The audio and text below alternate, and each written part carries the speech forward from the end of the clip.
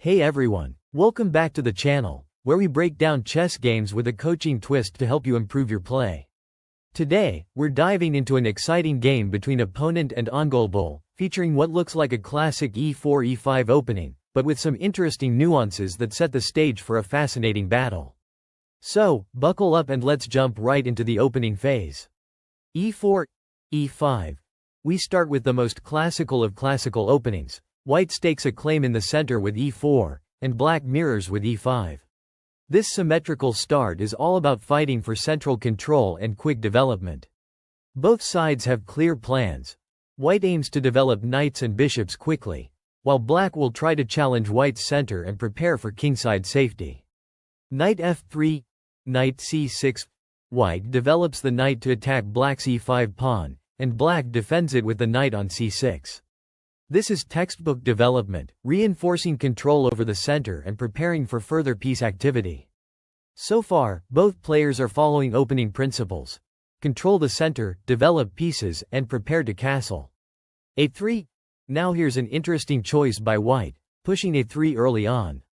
This move isn't part of the mainline theory, and its purpose is often prophylactic, preventing black's bishop or knight from jumping to b4. However, it's a bit slow in terms of development.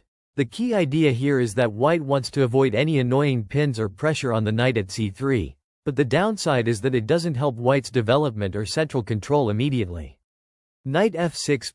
Black responds naturally by developing the knight to f6, attacking white's e4 pawn and preparing to castle. This move keeps up the pressure in the center and helps black catch up in development after white's somewhat slow a3.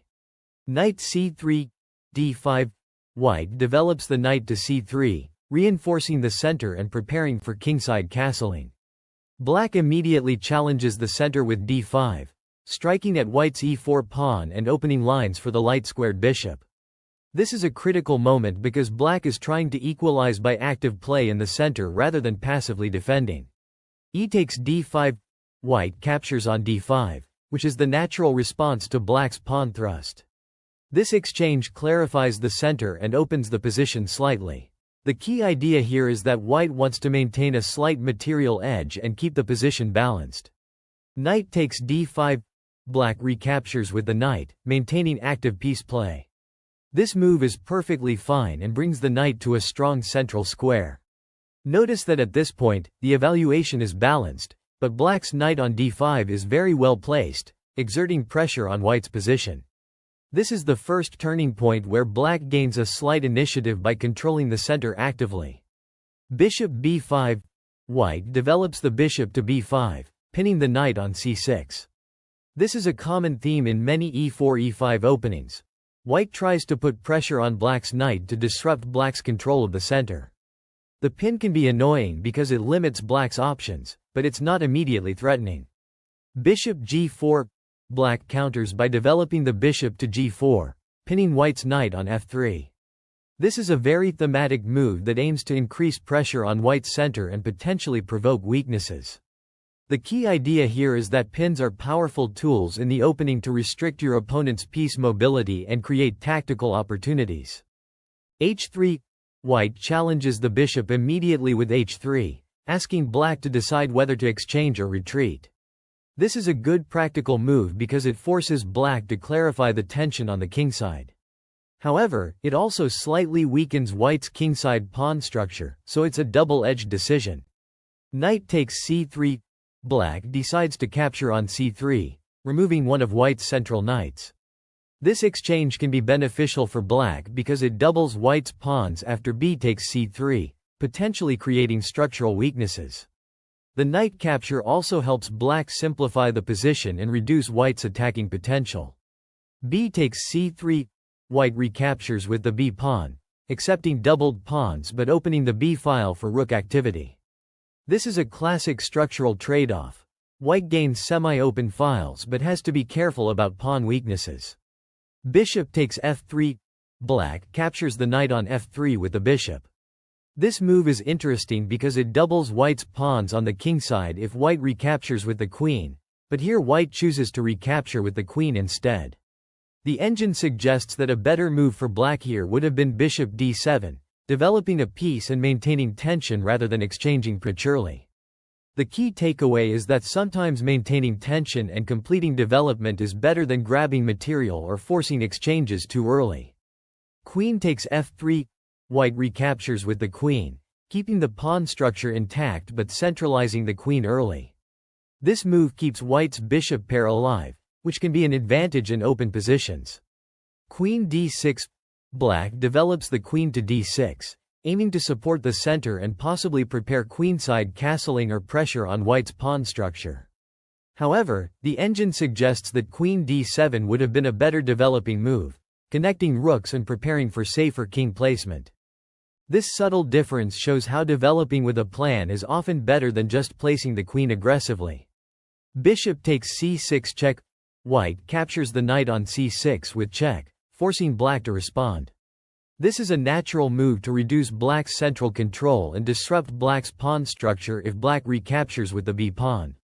However, the engine notes that white missed a stronger move here, rook b1, which would have put more pressure on black's queenside and maintained tension. Queen takes c6. Black recaptures with the queen, keeping the position balanced but opening lines for white's rook on the b-file. This move is forced, but it also means black's queen is now more active. Queen takes c6 check. White trades queens with a check, simplifying the position. This exchange reduces tactical complexity and can be a good strategy when you want to neutralize your opponent's attacking chances. B takes c6. Black recaptures with the b-pawn, opening the b-file for the rook and creating a semi-open file that can be useful for counterplay. Short castling. White castles kingside, completing development and ensuring king safety. This is a critical step in the opening phase, getting your king to safety before launching attacks. Bishop d6. Black develops the bishop to d6, eyeing the kingside and central squares. This move prepares for potential kingside attacks and supports black's central control. d4. Here, white strikes in the center with d4, a natural and principled move aiming to challenge black's pawn on e5 and open lines for the bishops. The key idea is to gain more central space and activate the light-squared bishop. This move keeps the tension alive and signals white's intention to fight for the initiative in the middle game. Short castling. Black calmly castles kingside, prioritizing king safety and connecting the rooks. This is a standard and solid choice, preparing to bring the rooks to central files and support the center. Castling here is critical because it allows black to coordinate pieces effectively and avoid any tactical shots against the king. Bishop e3. White develops the bishop to e3, reinforcing control over the d4 and c5 squares and connecting the rooks. This move also prepares to recapture on d4 if needed and supports potential pawn breaks on the queenside. It's a natural developing move that keeps white's position flexible. a5. Black pushes a5 to gain space on the queenside and prevent white from playing b4 comfortably. This is a strategic pawn thrust aiming to restrict white's queenside expansion and prepare for potential rook lifts or pressure along the a-file. It's a subtle way to limit white's options and gain long-term positional advantages. a4. White responds with a4, locking the queenside structure and preventing black from advancing further with a4. This move creates a fixed pawn chain on the queenside, which can be a double-edged sword. It restricts black's space but also limits white's own pawn breaks.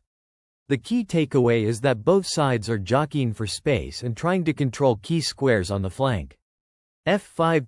Black pushes f5, signaling aggressive intentions on the kingside. This move aims to challenge white's center and open lines for black's pieces, especially the dark-squared bishop and rooks. The key idea is to create tension and possibly open the f-file for attacking chances. It's a thematic break in such pawn structures, showing black's desire to seize the initiative. D takes e5. White captures on e5, opening the center and trying to simplify the position. This move is logical because it removes black's central pawn and creates potential targets. However, it also opens lines for black's pieces to become active, so white must be ready for dynamic play. Bishop takes e5. Black recaptures with the bishop, maintaining central presence and activating a key piece. This move keeps pressure on white's center and eyes critical squares like d4 and c3. The bishop on e5 is well placed, supporting black's control and preparing for further kingside activity. Bishop d4, white retreats the bishop to d4, centralizing it and challenging black's bishop. This move also supports the c5 square and keeps an eye on black's queenside pawns. The key idea is to maintain tension and control over important central squares. Bishop d6, black mirrors with bishop d6, contesting the central dark squares and preparing to support the f4 push. This move also helps solidify black's kingside structure and prepares for potential exchanges that could open lines for black's rooks. Rook f e1, white places the rook on e1, aligning it with black's king and central files. This is a natural move, increasing pressure on the e-file and supporting potential pawn breaks or piece activity in the center. Rook a e8, black responds by bringing the rook to e8, contesting the e-file and preparing for central tension. This move is about piece coordination and preparing for possible exchanges or breakthroughs. g3, here, white plays g3, which the engine rates as a missed opportunity. The evaluation drops by about 0.6 pawns, indicating a strategic slip. The key issue is that g3 weakens the dark squares around white's king and slows down white's queenside counterplay. A better alternative would have been c4, which would challenge black's pawn chain on the queenside and open lines for white's pieces. Why is c4 better? Because it directly contests black's stronghold on d5 and c5, aiming to break open the position favorably. By playing g3, white instead focuses on kingside safety but neglects the critical tension on the queenside. This teaches us that in such closed or semi-closed structures, timely pawn breaks like c4 are essential to keep the position dynamic. c5, black immediately takes advantage by pushing c5, solidifying control over the d4 square and fixing the pawn structure. This move gains space and restricts white's bishop on e3. It also prepares to open lines for black's rooks and queen. Bishop e3, white retreats the bishop back to e3, maintaining control over key squares but somewhat passive. This move reflects white's desire to keep the bishop active, but it also signals a lack of better options due to black's strong pawn chain. f4, black pushes f4, aggressively challenging white's bishop and trying to pry open lines on the kingside. This move is thematic, aiming to open the f-file and increase pressure on white's king position. G takes f4, white captures on f4, accepting the pawn exchange. This opens the g-file but also creates weaknesses around white's king. The position becomes more dynamic, with chances for both sides. Bishop takes f4, black recaptures with the bishop, activating a strong piece on an open diagonal and increasing pressure on white's kingside. This move also threatens to invade white's position further. Bishop takes f4, white exchanges bishops, simplifying the position. This is a reasonable choice to reduce black's attacking potential, but it also hands black the open e-file for the rooks. Rook takes e1 check, black seizes the opportunity to trade rooks on the e-file with check. This move is tactically justified because it forces white's rook to recapture and allows black to increase activity on the open file. Rook takes e1, white recaptures, maintaining material balance but conceding control of the e-file to black's rooks. This is forced, but it slightly favors black's piece activity. Rook takes f4, black captures the bishop on f4 with the rook, winning a key central pawn and activating the rook deep in white's territory. This move increases black's pressure and threatens to invade further. Rook e5, white tries to counter by placing the rook on e5, aiming to challenge black's rook and control central squares. This is a fighting move, trying to hold the position together. Rook c4, black responds by shifting the rook to c4, targeting white's pawn structure and preparing to infiltrate on the queenside. This move keeps up the pressure and shows black's superior piece coordination. Rook e7, white plays rook e7 here, moving the rook deeper into black's territory. This looks active, aiming to capture pawns and create threats. However, the engine points out that king f1 would have been a better choice. Why? Because king f1 improves the king's safety and prepares to support the rook and pawns more effectively. The key idea here is that in rook endgames, king activity and safety are paramount. By moving the rook forward without king support, white risks overextending and losing coordination. Rook takes c3, black captures on c3, grabbing a pawn and increasing material advantage. The evaluation shows a slight advantage for black here, but interestingly, the engine suggests c6 would have been stronger. Why is c6 better? Because it solidifies black's pawn structure, supports the c5 pawn, and prepares to push c4 later with more control. Capturing immediately gives white counterplay chances by opening lines. This teaches us that sometimes maintaining a strong pawn chain is more valuable than grabbing material right away, especially in rook endgames where pawn structure is critical.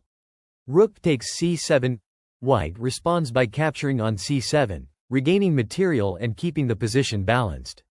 This move is logical, as white tries to simplify and reduce black's extra pawn advantage. Rook takes c2, black captures again on c2, maintaining the extra pawn and keeping pressure on white's position. This is a natural continuation, targeting white's pawns and trying to create passed pawns on the queenside. Rook a7, white moves the rook to a7, aiming to attack black's pawns on the queenside and create counterplay. This is a good strategic idea, activating the rook on the 7th rank to harass pawns and restrict black's king movement. c4, black pushes c4, advancing the pawn majority on the queenside. This move is critical because it fixes the pawn structure and prepares to create a passed pawn on c2. The key idea is that passed pawns in rook endgames are often decisive, so black is wisely pushing to create one. Rook takes a5, white captures the a5 pawn, trying to reduce black's queenside pawns and slow down black's advance. This is a sensible move, but it also allows black to push the c-pawn further. c3, black pushes c3, now one step away from queening. This is a critical moment. Black's passed pawn is very dangerous, and white must act quickly to stop it. Rook c5, white places the rook on c5, aiming to block the passed pawn and control the c-file. This is a textbook defensive technique in rook endgames, using the rook behind or in front of the passed pawn to stop its progress. Rook c1 check, black checks with rook c1 check, forcing white's king to move. This is a tactical resource to gain time and support the promotion of the pawn. King g2, white moves the king to g2, stepping out of check and keeping the rook on c5 to block the pawn. This is a natural defensive move. c2, black pushes the pawn to c2, now only one square away from promotion. The pressure on white is immense here. Stopping this pawn is white's top priority. a5, white pushes a5, trying to create counterplay on the queenside by advancing their own passed pawn. This is a smart attempt to distract black and create threats of promotion on the other side. King f7, black brings the king closer to support the pawn and help control key squares. This is a classic endgame principle. The king becomes an active piece, supporting passed pawns and controlling promotion squares. a6, white advances the pawn to a6, continuing the race to promotion. This move keeps black busy and forces precise calculation. King e6, black's king moves up to e6, getting even closer to the action. This shows excellent endgame technique. The king must be centralized and ready to assist pawns or block opponent's pawns. a7, white pushes the pawn to a7, now just one step from promotion. The tension here is palpable. Both sides have dangerous passed pawns. Rook a1, black plays rook a1, attacking white's a7 pawn and preparing to capture it if white is careless. This is a precise defensive move, showing how rook activity is crucial in endgames. Rook takes c2, white captures on c2, removing black's dangerous passed pawn. This is a critical defensive resource, trading off black's advanced pawn to reduce threats. Rook takes a7, black captures white's a7 pawn, neutralizing white's promotion threat. This exchange simplifies the position and keeps black's material advantage. Rook c3, white places the rook on c3, aiming to stay active and possibly target black's pawns or king. This is a good practical move, trying to keep pressure and create counterplay. h6, black pushes h6, creating luft for the king and preventing back rank issues. This is a subtle but important prophylactic move, showing attention to king safety even endgames. Rook f3. White moves the rook to f3, possibly preparing to challenge black's rook or support pawns on the king side. This keeps white's pieces active and flexible. Rook f7. Black doubles down by placing the rook on f7, reinforcing control over the 7th rank and preparing to support the king or pawns. This is a strong, patient move, showing excellent endgame technique. h4. White pushes h4 here. A natural attempt to create some breathing room for the king and maybe prepare to advance the pawn further. In rook endgames, pawn moves like this can be double-edged. They create potential passed pawns but also can weaken squares around your king. Here, it's a quiet move, maintaining tension. Rook takes f3. Black captures the rook on f3, gaining a decisive material advantage. Now black has an extra rook. This is a huge turning point. The key idea is that exchanging rooks when ahead in material simplifies into a winning king and pawn endgame. Black's active rook and king coordination will dominate from here. King takes f3. White recaptures, but the damage is done. With black up a full rook, white's chances are slim. The king steps forward to try to stay active, but it's really a race against black's superior material and activity. King f5. Black centralizes the king aggressively. This is textbook endgame technique. The king becomes a powerful attacking piece, supporting pawn advances and cutting off white's king. This move increases black's winning chances significantly. King g3. White tries to stay close to the action, keeping the king near the pawns to prevent black's progress. But with the material deficit, white's options are limited. h5. Black pushes h5, starting to create a passed pawn on the king side. The key idea here is to use the extra rook and king to support pawn breaks and create unstoppable threats. f4. This is a critical mistake by white. Instead of pushing f4, the better move was king f3, aiming to keep the king active and block black's king infiltration. By pushing f4, white weakens control over key squares and allows black's king to penetrate further. This move drops the evaluation by over 12 pawns, a massive shift. Why is this so bad? Because after f4, black's king can easily maneuver to dominate the center and capture pawns.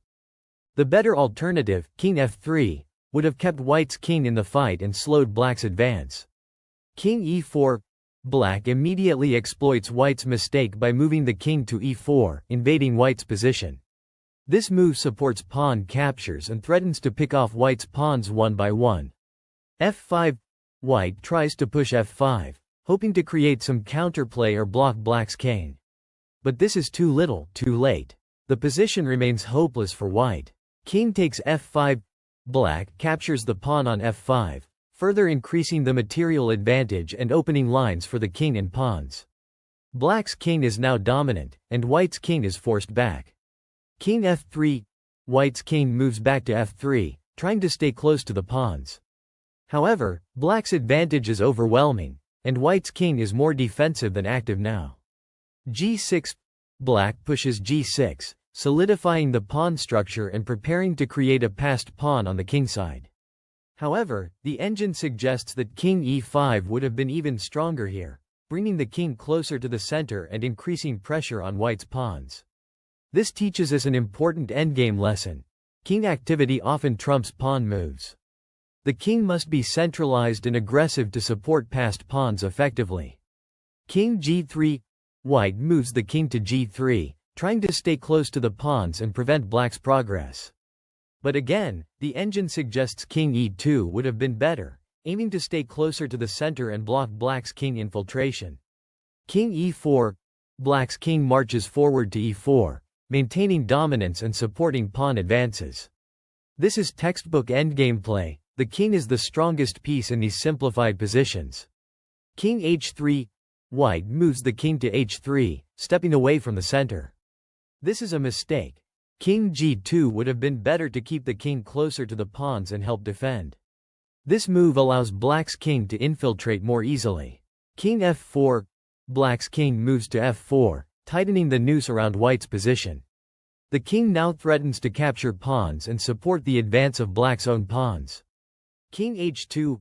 White's king moves back to h2, again missing the chance to stay more active with king g2. This passive king placement speeds up White's defeat. King g4. Black's king moves to g4, preparing to capture pawns and deliver the final blows.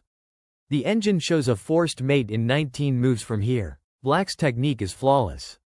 A key takeaway from this endgame phase is the absolute importance of king activity. Black's king dominates the board, supporting pawn advances and cutting off White's king. White's mistakes in king placement and pawn pushes allowed Black to seize control and convert the advantage smoothly.